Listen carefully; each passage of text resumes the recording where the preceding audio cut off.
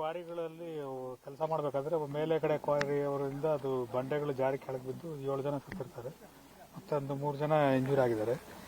ಈಗ ಇದರಲ್ಲಿ ಮೇಲ್ನೋಟಕ್ಕೆ ಇದು ನಿರ್ಲಕ್ಷ್ಯತೆ ಕಂಡು ಬರ್ತಾ ಇದೆ.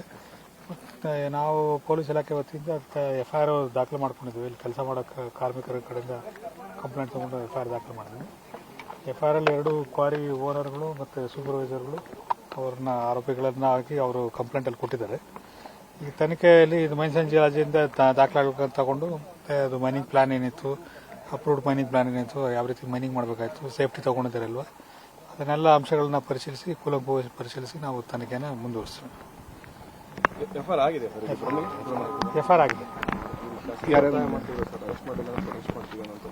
ಅಲ್ಲ, ತನಿಖೆಯಲ್ಲಿ ಏನು ಕಂಡು ಬರುತ್ತೆ ಅದೆಲ್ಲ ಮಾಡ್ತೀವಿ ನಾವು.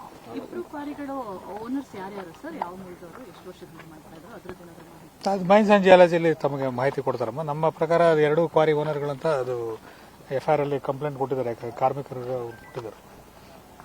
ಸರ್, ಗಣಿ ಮತ್ತು ಭೂ ವಿಜ್ಞಾನ ಇಲಾಖೆ ಅಧಿಕಾರಿಗಳು ಸರ್ 15 ದಿನದಿಂದ ಇಲ್ಲಿ ವಿಸಿಟ್ ಮಾಡಿರ್ತಾರಂತೆ ಸರ್. ವಿಸಿಟ್ ಮಾಡಿ ಅವ್ರು ಹೇಳಿರ್ತಾರಂತೆ ಸರ್. ಹೇಳಿದ್ರು ಕೂಡ ಮತ್ತೆ ಇದೇ ರೀತಿ ಯಾವುದೇ ಸೇಫ್ಟಿ ಮೆಜರ್ಸ್ ಅದಕ್ಕೆ ಅದು ಗಣಿ ಮೈನ್ಸ್ ಅಂಡ್ ಜಿಯಾಲಜಿ ಡಿಪಾರ್ಟ್ಮೆಂಟಿಂದ ದಾಖಲೆಗಳನ್ನು ನಾವು ಕೂಡ ಕಲೆಕ್ಟ್ ಮಾಡಿ ಆಲ್ರೆಡಿ ನಾವು ಸೂಚನೆಗಳು ಕೊಟ್ಟಿದ್ದೀವಿ. ನಾವು ಕಲೆಕ್ಟ್ ಮಾಡಿ ಅವರು ಏನಾದ್ರು ಲಿಖಿತ ಸೂಚನೆಗಳನ್ನು ಕೊಟ್ಟಿದ್ರೆ ಅದನ್ನ ಪಾಲನೆ ಮಾಡದಲ್ಲಿದ್ರೆ ನಿರ್ಲಕ್ಷ್ಯತನ ಖಂಡಿತ ಮೇಲ್ನೋಟಕ್ಕಂತೂ ಕಂಡು ಬರ್ತಾ ಇದೆ. ತನಿಖೆನಲ್ಲಿ ನಾವು ಸಾಕ್ಷಿ ಆಧಾರಗಳ ಪ್ರಕಾರ ಅದನ್ನು ಪ್ರೂವ್ ಮಾಡಬೇಕಾಗುತ್ತೆ. ಇದೆಲ್ಲ ಕಲೆಕ್ಟ್ ಮಾಡಿಕೊಂಡು ನಾವು ಮುಂದಿನ ತನಿಖೆ ಅಲ್ಲಿ ಏನು ಕಂಡು ಬರ್ತದೆ ಅದ್ರ ಪ್ರಕಾರ ನಾವು ಮುಂದಕ್ಕೆ ಹೋಗ್ತೀವಿ. ಈ ಮಾಲೀಕರೇನೋ ತಲೆ ಮರೆಸ್ಕೊಂಡ್ರು ಇಲ್ಲ ಎಸ್ಕೇಪ್ ಆಗಿರುವಂಥದ್ದು ಏನಾಗಿದೆ? ಈ ಥರ ಘಟನೆಗಳಾದಾಗ ಆ ಥರದ್ದು ಸ್ಟಾರ್ಟಿಂಗಲ್ಲಿ ಅದೆಲ್ಲ ವದಂತಿಗಳು ಹಬ್ತವೆ. ಎಲ್ಲಿ ಹೋಗ್ತಾರೆ, ಸಿಗ್ತಾರೆ ಅವರು.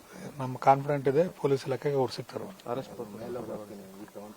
ತನಿಖೆ ಮುಗಿದಾಗ ನಿಮಗೆಲ್ಲ ಮುಂದೆ ಬರ್ತದೆ ಸರ್. ಎಲ್ಲ ಒಂದ್ ಕಡೆ ನೆಗ್ಲಿಜೆನ್ಸ್ ಬರೀ ಕ್ವಾರಿ ಮಾಲೀಕರು ಮಾತ್ರ ಅಲ್ಲ, ಮೈನ್ಸ್ ಅಂಡ್ ಜಿಯಾಲಜಿ ಡಿಪಾರ್ಟ್ಮೆಂಟ್ ಅವ್ರದ್ದು ಅನ್ನೋ ರೀತಿಯಲ್ಲಿ ಕಾಣಿಸ್ತದೆ. ಯಾಕಂದ್ರೆ ಅಲ್ಲಿ ಬಫರ್ ಝೋನ್ಗಳಲ್ಲಿ ಬಿಟ್ಟು ಅವ್ರು ಹೊಡಿಬೇಕಾಗಿತ್ತು, ಅದನ್ನ ಇಷ್ಟು ಮಟ್ಟದಲ್ಲಿ ಹೊಡೆದಿದ್ದಾರೆ ಅಂತ ಹೇಳಿದ್ರೆ ನಾನು ಮೇಲ್ನೋಟ ನೀವು ಕೇಳಕ್ ಮುಂಚೆನೇ ಹೇಳಿದೆ ಮೇಲ್ನೋಟಕ್ಕೆ ನೆಗ್ಲಿಜೆನ್ಸ್ ಕಾಣ್ ಬರ್ತಾ ಇದೆ ಅಂತ. ನಾನು ಮೇಲ್ನೋಟಕ್ಕೆ ಹೇಳಿದ್ದೀನಿ ಅಲ್ಲಲ್ಲಿ. ಈಗ ಯಾರ್ಯಾರ್ದು ನಿರ್ದಿಷ್ಟವಾಗಿ ಏನ್ ಲೋಪ ಆಗಿದೆ, ಯಾವ ಇಲಾಖೆ ಏನ್ ಲೋಪ ಆಗಿದೆ, ಯಾರ್ದು ಏನ್ ಲೋಪ, ಅದನ್ನೆಲ್ಲ ತನಿಖೆಲ್ಲ ಅಂತಿಮವಾಗಿ ನಾವು ಹೇಳ್ಬೇಕಾಗ್ತದೆ. ಈ ಕನ್ಕ್ಲೂಷನ್ ಈಗ FIR ಆದ ತಕ್ಷಣ ಕನ್ಕ್ಲೂಷನ್ ಕೊಡು ಅಂತ ಹೇಳಿದ್ರೆ ಅದು ಕಷ್ಟ ಆಗುತ್ತೆ. ಅಲ್ಲಿ ಕಾರ್ಮಿಕರು ಒಬ್ರು ಇಲ್ಲಿ ಉಳ್ಕೊಂಡಿದ್ದಾರೆ, ಅವ್ರ ಕಡೆಯಿಂದ ಕಂಪ್ಲೇಂಟ್ ತಗೊಂಡು ನಾವು FIR ಮಾಡಿದ್ವಿ. ಸಪರೇಟ್ FIR ಸರ್, ಒಂದೇ FIR. Okay, thanks. Thanks sir.